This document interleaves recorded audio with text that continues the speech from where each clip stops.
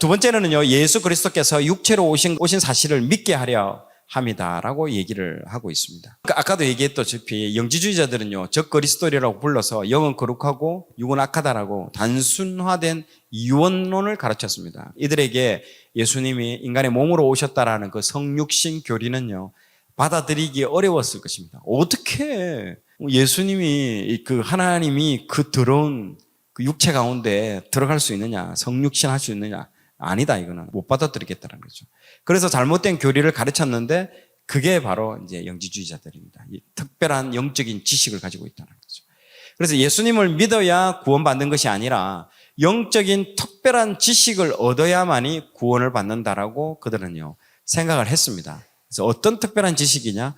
그리고 어떤 특별한 지식이면서 동시에 어떤 해석을 할 수 있는 것, 자신들만이 그 어떤 성경을 대해서 특별하게 해석을 특정한 사람만 할 수 있다라고. 우리 그 사람한테 가서 한번 들어보자고. 그렇게 이제 얘기를 하는 것입니다.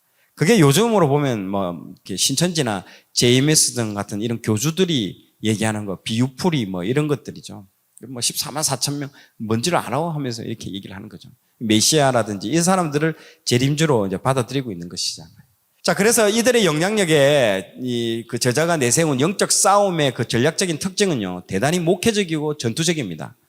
그는 서신의 수신자들을요, 뭐라고 되어 있습니까? 나의 자녀들이라는 말로, 나의 자녀들, 사랑하는 자들이라고 부르고 있습니다. 요한일서 2장 1절에 보면요, 나의 자녀들아, 내가 이것을 너희에게 쓰면 너희로 죄를 범하지 않게 하려 함이라. 아멘.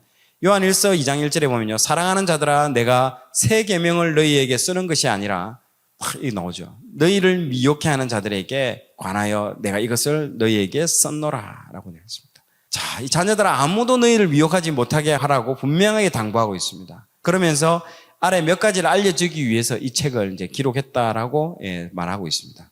자, 예수 그리스도가 우리 죄를 위한 화목 제물이 되셨고 그의 피가 우리를 모든 죄에서 깨끗하게 하심을 믿게 하기 위함이라고 딱 되어 있습니다.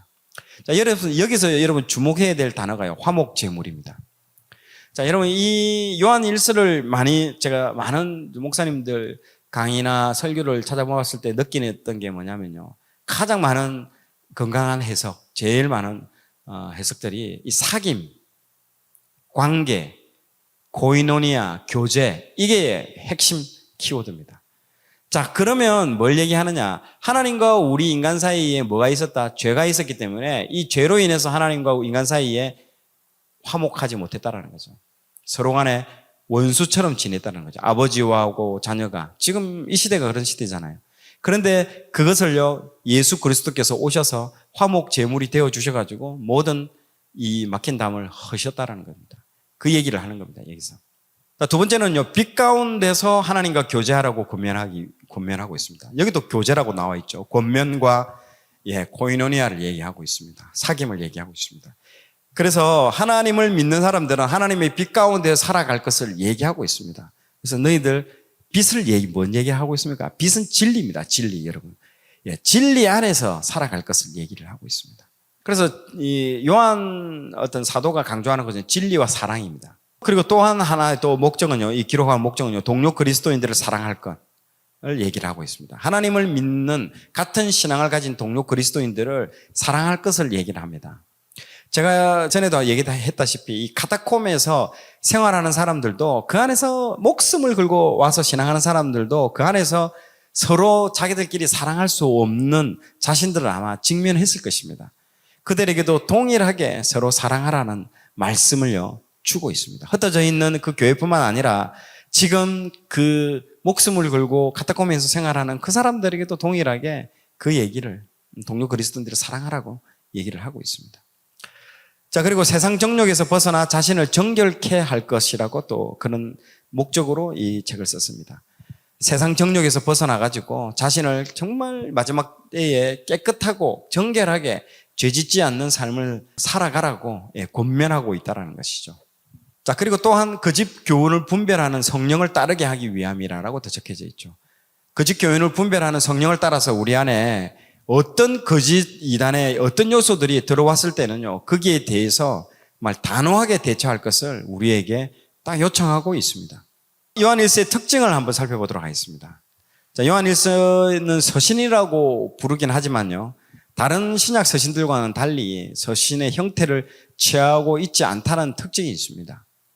자, 그 이유가 뭐냐 하면요, 첫 번째 인사하고 끝인사가 생략되어 있습니다. 여러분, 보통 사도 바울 서신들을 보시면 첫 인사하고 끝인사가 반드시 나오죠. 여기 보십시오. 빌립보서의 사도 바울의 대표적인 서신이죠. 1장 1절에서 2절을 읽어보면요, 그리스도 예수의 종 바울과 디모데는 그리스도 예수 안에서 빌립보에 사는 모든 성도와 또한 감독들과 집사들에게 편지하노니 하나님 우리 아버지와 주 예수 그리스도로부터 은혜와 평강이 너희에게 있을지어다. 딱 이렇게 나옵니다. 첫인사가 먼저 이게 딱 나오죠. 그러나 요한일서 1장 1절은 어떻게 나오죠? 태초부터 있는 생명의 말씀에 관하여는 우리가 들은 바요, 눈으로 본 바요, 자세히 보고 우리 손으로 만진 바라 라고 딱 이렇게 나옵니다. 전혀 이 인사가 나오지 않습니다. 자, 두 번째는 발신자의 장소와 수신인의 생략입니다.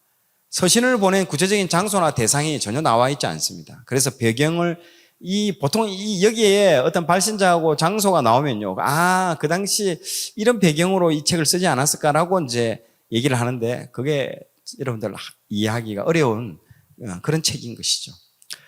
자, 요한일서의 구조를 한번 먼저 이렇게 살펴보도록 하겠습니다. 요한일서를 구조화를 파악하는 것이 여러분 정말 쉽지 않습니다. 나와 있는 구조들을 읽어봐도 잘 납득이 안 되고 좀 어렵습니다. 같은 내용이 여기저기 막 반복되어서 또 나오고 구조가 막 혼돈되어 있고 막 혼재되어 있어가지고 섞여 있어가지고 혼란스럽습니다. 뭔가 명확한 구조를 찾아내기 어려운데, 여러 영상하고 제가 참고 자료를 보면서 그래도 명확하게 구조가 분석한 게 이 넬슨 성경개관에 나오는 것이 정말 쉽고 명확하게 잘 설명한 것 같습니다.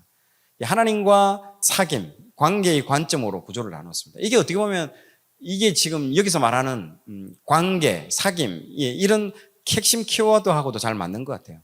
그래서 하나님의 사귐의 조건이 무엇이며 그 사귐의 특성, 사귐의 결과에 대해서 이제 기록을 해 놓았습니다. 그래서 크게 1부하고 2부로 이게 나눠져 있는데요. 1장 1절부터 2장 27절까지는 사귐의 기초, 즉 관계의 기초를 얘기합니다. 그게 뭐냐면 이제 첫 번째 사귐의 이제 조건이죠. 머리말이 나오면서 이 사귐의 기초가 사귀는다는 것은 조건이 있는데, 첫 번째 빛 가운데 행해야 된다. 그러니까 이게 우리가 하나님께 나아가기 위해서 뭐가 필요하다? 먼저 회개가 있어야 된다는 얘기를 하는 겁니다. 빛 가운데 행하고 죄를 고백하고 하나님의 명령에 순종하고 서로 사랑하라는 거죠. 이런 조건이 있을 때에 이제 관계가 되는 거고요. 두 번째, 이 사귐에 대한 주의사항. 너희들 하나님과의 이 교제, 관계를 하는 데 있어서 제일 중요한 건 뭐다? 이 주의해야 될 게 세상을 사랑하는 거, 이거 안 된다. 그리고 적 그리스도의 영이 너에게 들어가는 거 안 된다라는 그 얘기를 하는 겁니다. 그리고 2부는요, 사귐의 행동을 이제 2장 28절에. 이제 사귈 때 어떤 행동이 나오느냐? 자, 사귀는 사람의 특성은 뭐다? 첫 번째, 순결한 삶이 나타난다는 거죠. 그 삶에 있어서. 두 번째는요, 의를 실천한다는 거죠. 세 번째는요, 행함과 진리 안에서 사랑하라라는 것들이 나온다는 거죠. 네 번째는요, 영들을 시험하라. 그리고 다섯 번째는요, 그리스도처럼 사랑하라라고 이제 이런 특성들을, 예수님을 사랑하게 되어 있는 거죠.